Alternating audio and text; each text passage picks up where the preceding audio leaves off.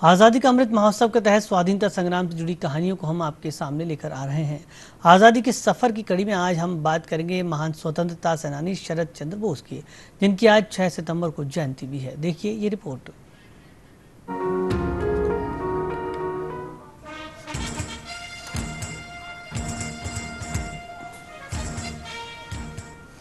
18वीं सदी के मध्य तक मराठा साम्राज्य अंग्रेजों का सबसे प्रमुख विरोधी बन चुका था।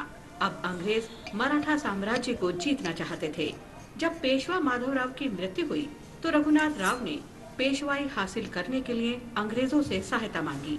6 सितंबर 1774 को अंग्रेजों ने पुणे को पुनः जीतने में रघुनाथ राव की सहायता की, लेकिन अन्य मराठा शासकों के विरोध के कारण शीघ्र ही पेशवा को गद्दी से हटा दिया गया।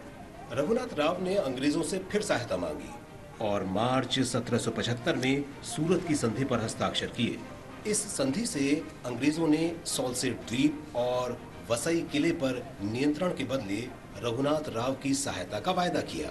बाद में सूरत की संधि के कारण प्रथम आंग्ल मराठा युद्ध हुआ। नाना फडणवीस के नेतृत्व में मराठा सेना को अंग्रेजों और रघुनाथ राव की संयुक्त सेना से युद्ध करना पड़ा। इस तरह भारतीय राजाओं की आपसी लड़ाई की प्रवृत्ति के कारण ब्रिटिश साम्राज्य मजबूत होता गया।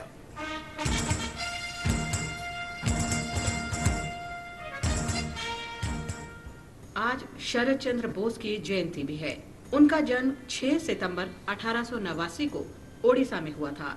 वे सुभाष चंद्र बोस के बड़े भाई थे। 1911 में उन्होंने वकालत की पढ़ाई पूरी की और इंग्लैंड चले गए।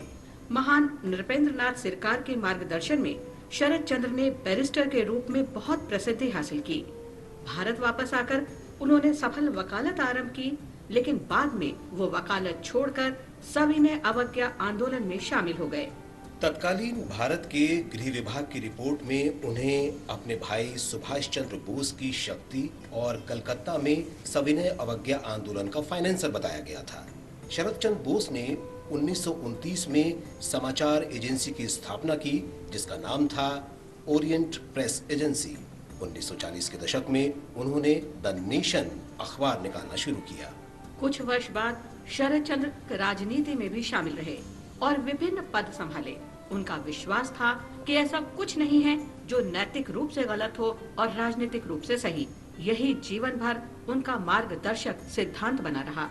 शरद चंद्र बोस पहले व्यक्ति थे जिन्होंने बंगाल और पंजाब के विभाजन का विरोध किया। वे माउंटबेटन योजना के प्रकाशन से पहले और बाद में भी विभाजन का लगातार विरोध करते रहे। इसी मुद्दे पर उन्होंने जनवरी 1947 में कांग्रेस छोड़ दी और फरवरी 1947 में विरोध आंदोलन शुरू किया। 15 अगस्त 1947 को भारत के स्वतंत्र होते ही शरद चंद्र ने भारत, पाकिस्तान, नेपाल, बर्मा और सीलोन के क्षेत्रीय संगठन की हिमायत की। वे एशिया के दक्षिण पूर्वी राष्ट्रों की एकता के भी समर्थक थे। यही नहीं, अगस्त 1947 में शरद चंद्र बोस ने सोशलिस्ट रिपब्लिकन पार्टी बनाई और 1949 में यूनाइटेड सोशलिस्ट ऑर्गेनाइजेशन का गठन किया, जिसने देश की सभी सोशलिस्ट ताकतों को एक मंच पर आने का आह्वान किया।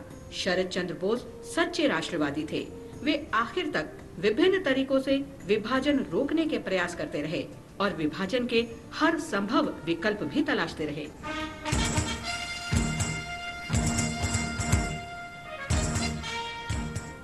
उन्नीस में भारत के विभाजन के बाद 4 वर्ष में ही लगभग 1.5 करोड़ लोग विस्थापित हुए।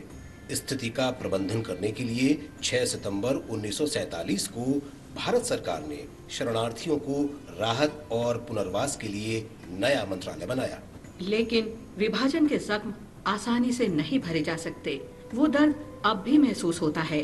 भारत के स्वतंत्रता दिवस की पूर्व संध्या पर प्रधानमंत्री नरेंद्र मोदी ने घोषणा की कि अब से 14 अगस्त को विभाजन विभीषिका स्मृति दिवस के रूप में मनाया जाएगा।